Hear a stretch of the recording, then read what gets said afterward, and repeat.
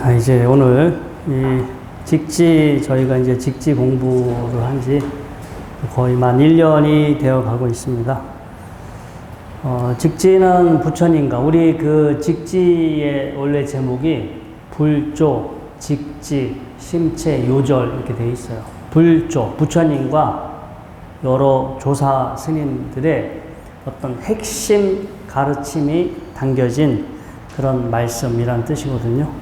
총 거의 한 150분 정도 가까이 그 직지에 그 부처님, 과거의 부처님, 또 인도의 스님들, 중국의 스님들, 이렇게 해서 많은 분들의 이제 개송들이 있습니다.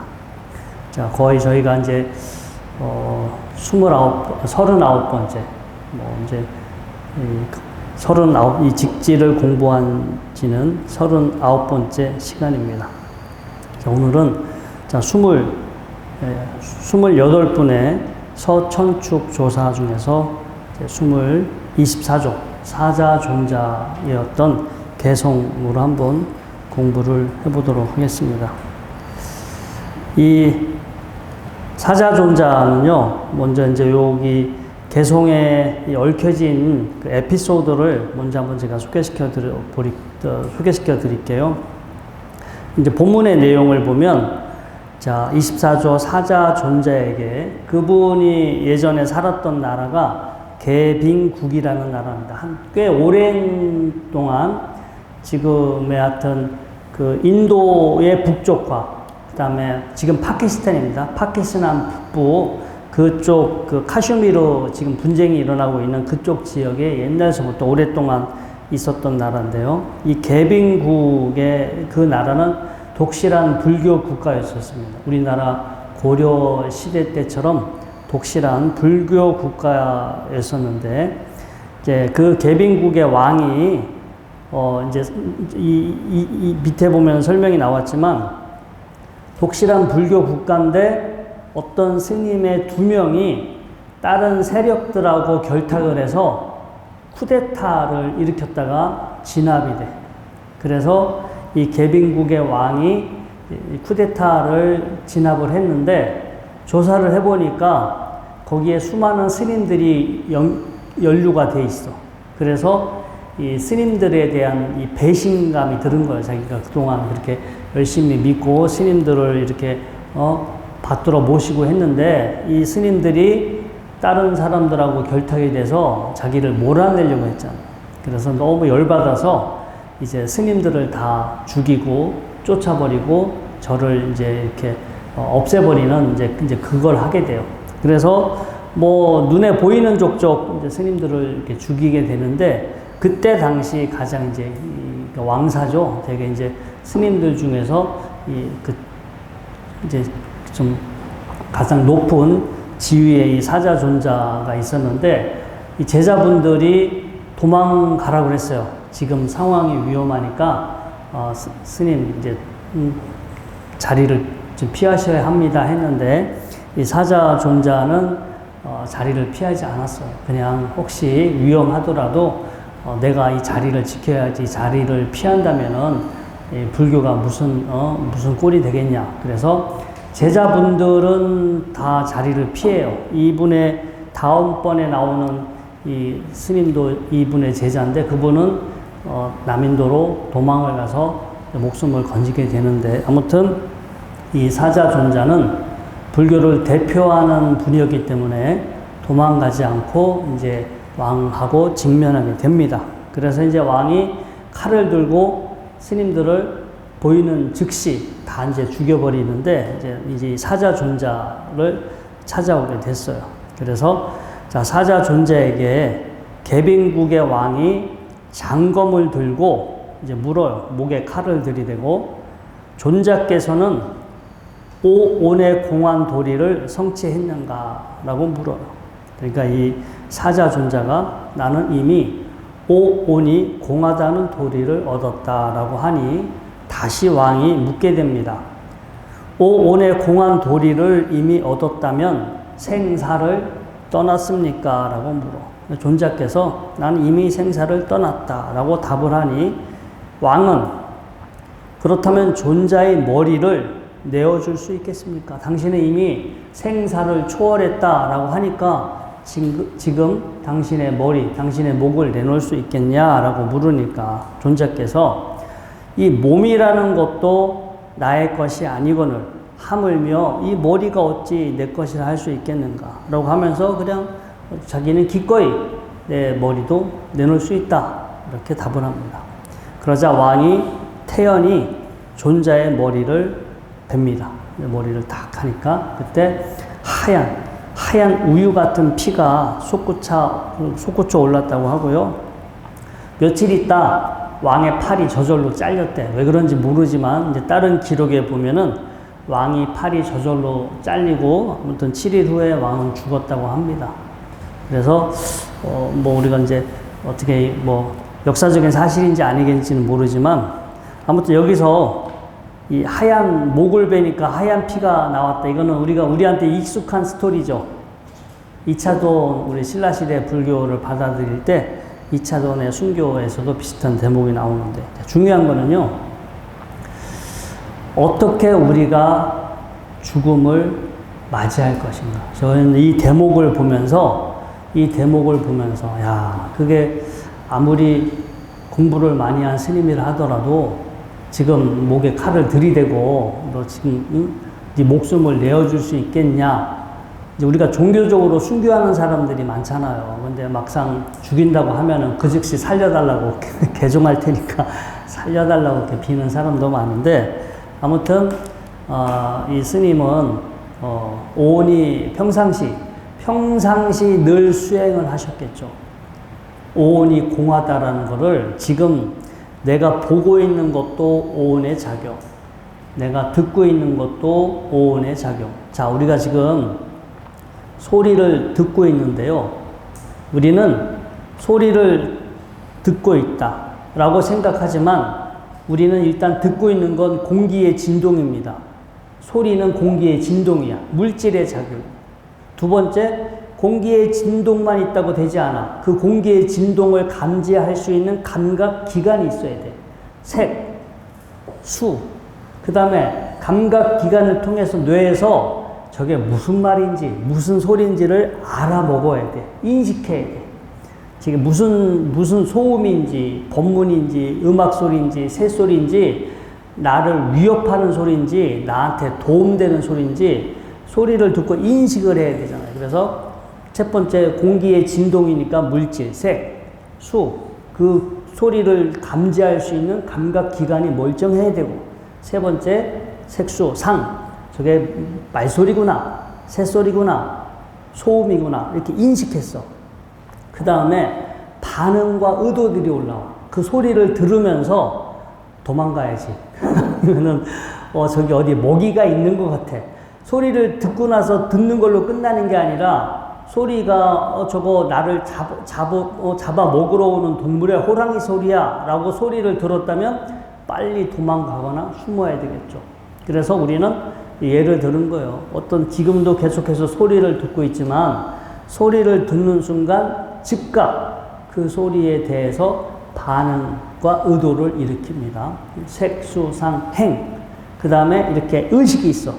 이렇게 지금 보고 있는 줄 알고, 듣고 있는 줄 알고, 이렇게 생각하는 줄 아는 작용인 의식작용. 그래서 지금 현재 우리는 듣고 있지만, 듣고 있을 때 이미 색, 수, 상, 행식 5가지 작용이 진행되고 있고, 보고 있는 것도 마찬가지입니다. 이 빛의 파동이기 때문에 물질이에요. 우리는 본다라고 하지만 이 눈에 들어오는 빛의 파동을 눈에서 느끼는, 감지하는 거지 우리가 보는 게 아니에요. 그래서 빛의 파동이니까 물질의 작용. 눈이라고 하는 감각작용. 지금 내가 뭘 본다, 보면서 인식하고 반응과 의도를 일으키고 있고 이렇게 보는 줄 알아요. 아는 기능. 그래서 볼 때도 이 색수상 행식 5가지 오온의 작용, 몸으로 느낄 때도 마찬가지. 그래서 이 생각하는 것도 몸이라고 하는 물질이 있고 그 다음에 생각을 느끼는 감각작용이 있고 마찬가지입니다. 그래서 사실은 평상시 이건 나야, 이것은 나의 것이야 라고 우리가 평상시 습관적으로 알고 있던 것들은 전부 다 알고 보면 오온의 작용이고, 근데 이 오온의 작용은 하고 있지만 그 안에 뭐가 고유하게 존재하는 건 없어요. 우리가 듣고 있는 소리도 공기의 울림과 내 귀와 내 머리가 만나서 작용하고 있는 거지, 소리라고 하는 게 별도로 존재하지 않아요. 보이는 것도 빛의 파동이지 따로 존재하는 게 아니에요. 우리 몸뚱아리도 여기 있는 것 같지만 한 80년, 90년, 100년 이렇게 작용하고 있을 뿐이지 계속해서 뭔가 예전서부터 있었고 앞으로도 뭐가 있다라고 할 만한 게 없어. 그래서 오온이라는 게 공한 거다.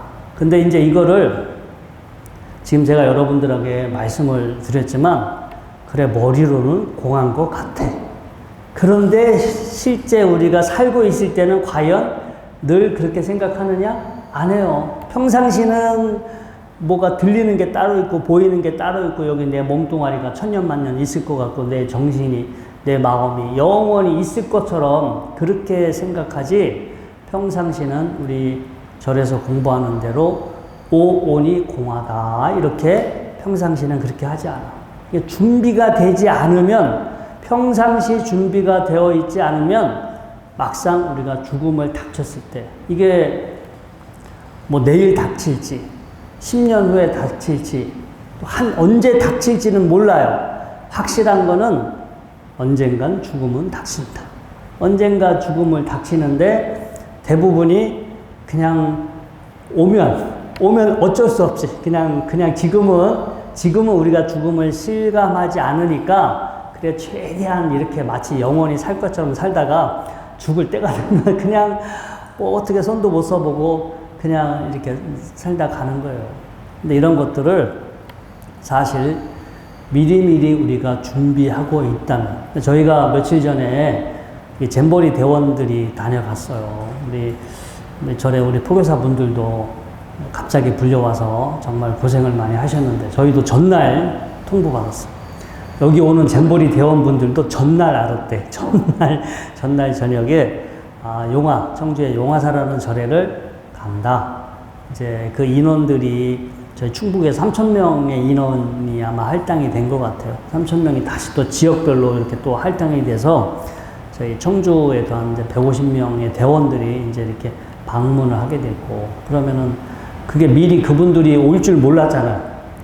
저쪽에서 새만금에서 행사할 줄 알았지, 그분들이 우리 여기까지 올 거다라고 우리는 준비가 안 된 상태잖아. 그러니까 여러 상황이 때문에 갑자기 이곳에 오게 됐고, 그러니까 또 공무원분들도 미리 그런 시나리오가 없었잖아요. 그러니까 이제 갑자기 온다고 하니까 이분들이 하루나 이틀 시간을 보낼 수 있는 프로그램을 짜야 되잖아. 숙소도 마련해줘야지, 밥도 먹여줘야지. 제가 여쭤보니까 밥값이나 차비 다 충청북도하고 청주시에서 부담을 했더라고요. 나중에 예산을 받을지는 모르겠지만, 그래도 어찌어찌 해서 저희도 인원을 한 150명 정도 이렇게 카바가 가능하냐 해서 가능하다. 그래서 저희 절로 대원들이 이제 그날 또 비도 많이 왔잖아요. 그런데 사실은 우리는 그런 행사를 자주 하잖아요. 처음은 아니잖아. 그냥 꼭 그런 행사들을 우리가 이제 평상시 워낙 행사들이 많다 보니까, 그래 뭐 150명 정도 반나절 여기서 이렇게 우리가 프로그램을 진행하는 것은 늘 평상시 저희들이 하던 일이기 때문에, 갑자기 그런 일이 닥친다 하더라도 저희들은 그것을 이렇게 해낼 수 있는 그런 역량이 된 거예요. 그런 시간이 촉박했지만 행사 준비를 하고 행사를 할 수 있는 역량이 될 수 있었는데, 평상시 그런 행사를 치러보지 않았던 곳이라면 갑자기 24시간 전에 그렇게 딱 통보가 왔을 때 거부하겠죠. 우리 절은 할 수 없습니다라고 거부를 하는데, 늘 그런 일들이 우리가 이제 알게 모르게 많은 큰 행사를 준비하면서 다 그런 준비의 노하우, 그런 행사를 진행하는 그런 역량들이 되었기 때문에, 그렇다고 저희가 크게 혼란스럽거나 힘들게 하지 않았어요. 어쩌면 즐거운 마음으로 도와준다라는 우리나라의 행사, 국가 차원의 행사이기 때문에 그런 행사를 도와준다라는 즐거운 마음으로 이렇게 잘 행사를 했죠. 그래서 그 행사도 준비가 평상시 되어 왔기 때문에 이제 가능했던 거고요. 그리고 저도 이렇게 지금 매주 일요일마다 이 직지에 대해서 강의합니다. 이 진짜 일요일마다 법회하는 것도 쉬운 일은 아니고요. 또 매번 이렇게 직지에 대한 이게 이 내용이 결코 이렇게 쉬운 내용은 아니에요.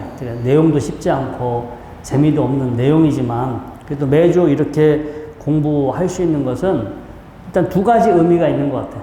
저도 과거에 꾸준히 준비를 해왔기 때문에 일단 매주 이렇게 저는 요 강의만 하는 게 아니에요. 따로 절에서 명상 강의도 하죠.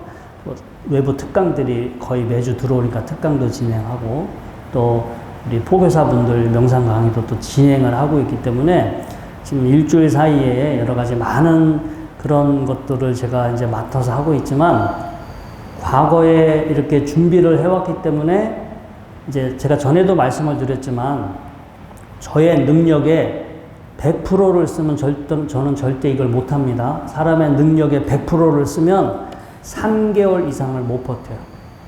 자기 능력의 100%를 쓰면 3개월이 지나면 지치게 돼 있어요. 근데 자기 능력의 80%만 쓸 수 있으면 재밌어요. 근데 자기 능력의 60% 이하로 쓰면 재미없고 막 이렇게 따분하고 뭔가 힘이 빠져. 그러니까 너무 자기 능력보다 안 되는 일을 해도 문제가 되고 자기 능력의 모든 자기 능력을 최대치도 끌어내서 해도 문제가 되고 그러니까 자기 능력의 한 80% 정도만 힘을 쓸 수 있다면 그게 이제 힘들지도 않고 우리가 재밌게 이제 그거를 이렇게 우리가 헤쳐나갈 수 있는데요. 아무튼 저도 오랜 세월 이렇게 활동을 하면서 지금 이렇게 매주 일요 법회를 할 수 있는 그런 준비를 해왔기 때문에 사실은 그냥 즐기면서 해요. 이것 때문에 스트레스 받고 힘들어하고 또 일요일이 돌아왔네. 오늘 일요일에 또 무슨 말을 할까 라고 힘들이지 않고 나름 즐기면서 하고 또 저는 지금 이 순간을 대하면서 이것이 앞으로 미래를 위한 미래에 어떤 일이 나한테 찾아올지 몰라. 어떤 기회가 우리한테 또 찾아올지 몰라. 하지만 미래를 위한 준비라고 생각을 해요. 매주 이렇게 법회를 하면서 계속 무언가의 저의 뭔가의 어떤 내공이 조금씩 내공이 쌓여가겠죠. 나무에 그 나이테가 쌓여가듯이 매주 이렇게 법회를 하면서 정신적으로 혹은 지적으로 저한테 분명히 피드백이 와요. 어떤 좋은 긍정의 피드백이 오고 이것이 시간이 지나면 앞으로 예기치 않은 또 다른 어떤 일이 생겼을 때 그것을 이렇게 그냥 또 태연하게 그 일을 어떤 사건을 대할 수 있는 그런 어떤 능력 그리고 그런 어떤 정신적인 태도와 자세 이런 것들을 지금 조금씩 키워나가고 있어요. 그리고 결국 죽음이라는 것도 마찬가지인 것 같아요. 저희들이 아까 여기 오늘 이 사자존자께서는 우리가 이제 우리 불교 수행의 핵심이죠. 조, 견, 오, 온, 개, 공. 우리 반야신경의 누누이 우리 오늘 일요 법회를 하면서도 아까 반야신경을 했습니다. 첫 구절에 나오죠. 조, 견, 오, 온, 개, 공, 도, 일체. 오, 온의 작용. 내가 이건 나야. 이것은 나의 것이야. 라고 평상시 늘 믿었던 것들이 결국은 오온의 작용일 뿐이고 작용은 지금 진행되고 있지만 그 안에 변치 않는 불변의 고유한 실체는 따로 있지 않아. 단지 조건들이 만나서 작용만 하고 있을 뿐이에요. 우리 며칠 전에도 태풍이 지나갔잖아요. 분명히 태풍은 지나갔어요. 비가 오고 바람이 불고 분명히 태풍은 지나갔지만 그 태풍의 실체가 어디 있냐? 없어요. 그냥 그 기압, 온도, 습도 어떤 조건이 만나서 태풍이라고 하는 현상을 만났고 태풍이 지나가면서 수많은 사람들이 피해를 봤어. 분명히 태풍은 지나갔고 많은 피해를 받건만 그렇다고 그 태풍을 붙잡아서 처벌을 하려고 해도 있어야 처벌을 하지. 없어요. 조건이 맞으면 생겨나. 근데 거기 안에 뭔가는 없어. 근데 모든 만물이 마찬가지예요. 조건들이 만나서 작용은 하고 있는 건 분명한데 거기 이게 뭔가가 본질적으로 존재하는 실체는 없다라는 거예요. 그래서 그러한 핵심을 우리가 이야기하는 것이 바로 조견, 오온, 개공이라는 뜻이고요. 평상시 연습하는 거, 이걸 반야바라밀이라고 합니다. 절에서는 반야바라밀이라고 하는데, 지금 이제 숨을 들이쉬고 내쉬면서 내가 듣고 있는 소리를, 내가 지금 눈에 보이는 것을, 내 몸에서 느껴지고 있는 느낌을, 내 마음에서 일어나고 있는 현상을 차분하게 보면서, 야, 이게 본래부터 뭔가 있는 게 아니라 지금 여러 어떤 조건이나 상황에 의해서 계속 끊임없이 일어나고 있는 현상이지 이게 따로 있는 것이 아니다라고 스스로 그렇게 바라보는 연습을 하셔야 돼요. 늘 평상시 연습을 이렇게 하는 연습을 할 때 언젠가 우리가 죽음을 맞이할 때가 됐잖아요. 근데 그렇게 평상시 연습을 했던 분들은 평상시 연습하던 대로 의연하게 뭔가 이렇게 좀 초연하게 자신의 죽음을 바라보겠죠. 그동안 몇십 년 이렇게 쭉 작용을 해왔는데 태풍이 소멸하듯이 드디어 이런 작용이 수명이 다 돼서 에너지가 다 돼서 드디어 이런 작용이 멈춰가는구나 라고 그렇게 흔들리지 않는 마음으로 동요하지 않는 마음으로 자신의 죽음을 바라보겠죠. 근데 그것이 평상시 준비가 되지 않고 훈련되지 않은 분들은 죽음이, 그러니까 평상시 우리가 머리로 이해했다고 그것이 다 된 것으로 착각하면 안 돼요. 머리로 이해한 거와 늘 내가 이해한 대로 바라보고 그것을 완전히 나의 것으로 습관화된 것하고는 별개의 문제인데, 우리는 머리로 딱 알고 나면 마치 그래 내가 죽을 때는 이렇게 죽어야지 머리로는 그렇게 생각이 되는데 현실이 닥치면 정신없죠. 우왕좌왕하고. 그래서 이 조견오옹개공이라는 것은 정말로 모든 문제를 해결할 수 있는 맞는 키인 것 같아요. 이게 되지 않으니까 나한테 일어나는 정신적인 신체적인 반응들에 우리가 휘둘려. 나한테 일어나고 있는 것들에 자유롭지 못하니까 거기에 묶여가지고 거기에 휘둘려서 근심하고 불안해하고 막 뭘 좋아해서 쫓아다니고. 근데 알고 보면 조견, 오온, 개공하게 되면은 그거에 크게 연연해 하거나 나한테 일어나는 느낌, 반응, 생각들 이런 것들로부터 좀 이렇게 거리를 두고 자유로워질 수 있는데, 지금은 거리를 둔 상태가 아니라 완전히 동일시해요. 나한테 일어난 반응, 생각, 감정과 그거를 나의 것으로 동일시한 상태이기 때문에, 그렇게 동일시하면서 살다 보면 죽는 순간에 얼마나 괴롭겠어요. 내가 죽는다. 지금 내 몸이 없어진다. 내가 죽는다. 내가 사랑했던 사람들과 영영 이별한다. 그렇게 생각이 들기 때문에 그 다음 여러 가지 비탄, 고통, 고뇌 이런 것들이 계속해서 일어나겠죠. 아무튼 이 조견, 오옹, 개공 하면은 너무나 이 현실을 부정적으로 보는 게 아니야 이런 생각이 들 수도 있겠으나, 조견, 오온, 개공이라는 그 방식으로 나와 내가 살고 있는 이 세상을 바라보게 되면 지금 내가 살고 있는 이 순간이 이게 처음이자 마지막이구나. 두 번 다시 경험할 수 없는 유일한 순간이다라는 걸 알아요. 오늘 저와 여러분들이 지금 이렇게 우리 용화사 관음전에서 이 일요법회를 하면서 시간을 보내는데, 이거는 우주의 역사상 지금 이 순간은 두 번 다시 반복되지 않아요.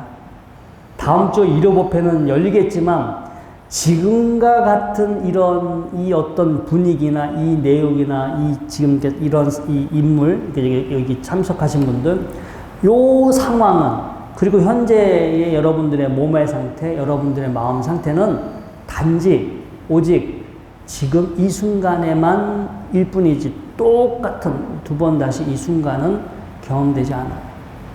다음 주에 똑같이 요 인원이 다시 온다 해도 여러분들은 지금보다 더 늙어져 있을 거예요. 일주일 사이에 늙었지. 지금 여러분들은 지금 늙어가고 있는 과정이잖아요. 그리고 그만큼 더 죽음에 가까이 가 있을 거예요.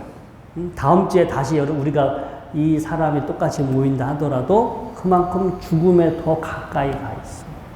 그래서 이게 이 조견 오온 계곡이다라고 하는 그 도리로 지금 이 순간을 바라보면, 야, 내가 지금 지금 내가 이렇게 경험하고 있는 이 순간이, 이게 처음이고 마지막이고 두 번 다시 경험할 수 없는 시간이구나 라는 생각을 하면서 앞으로 여러분들이 살아갈 날들에 밀도가 올라가요. 그냥 널널하게 정신 놓고 그냥 이렇게. 왜냐하면 남아있는 시간이 너무 제한되어 있잖아요. 남아있는 시간이, 전에는, 지금 생각에는 되게 오래 살 것 같죠?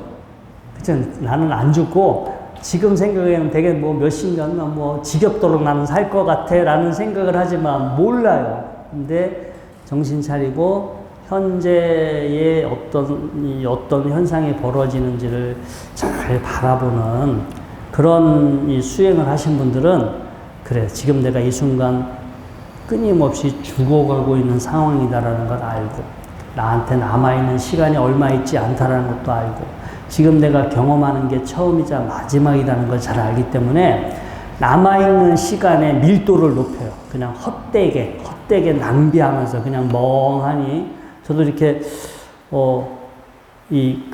전에 이렇게 운동하다 보면, 연세 드신 분들 이렇게 다리 밑에 그늘에 앉아서 그냥 하염없이 이렇게 지팡이 짚고 앉아가지고 하염없이 이렇게 낮에 그냥 앉아 계세요. 근데 어떤 면에서는 부럽기도 해요. 정말 저렇게 그냥 아무것도 안 하고 하루 종일 저렇게 나도 살았으면 좋겠다라는 생각이 들긴 하지만, 어떤 면에서는 그게 저 시간에, 이 하루에 나에게 주어진 시간에 정말 내가 더 나를 지혜롭게, 나의 업을 좀 더 편안하게 하고 더 지혜롭게 해서 내가 남아있는 시간 더 타인에게, 우리 사회에 더 좋은 역할을 할 수 있는 그런 시간, 그렇게 뭔가 연습하고 실천할 수 있는 그 시간들이 되는데, 그거를 내가 그 가치를 알아보지 못하고 준비하지 않고 실천하지 않는다면 뭘 해야 하는지를 모르잖아요.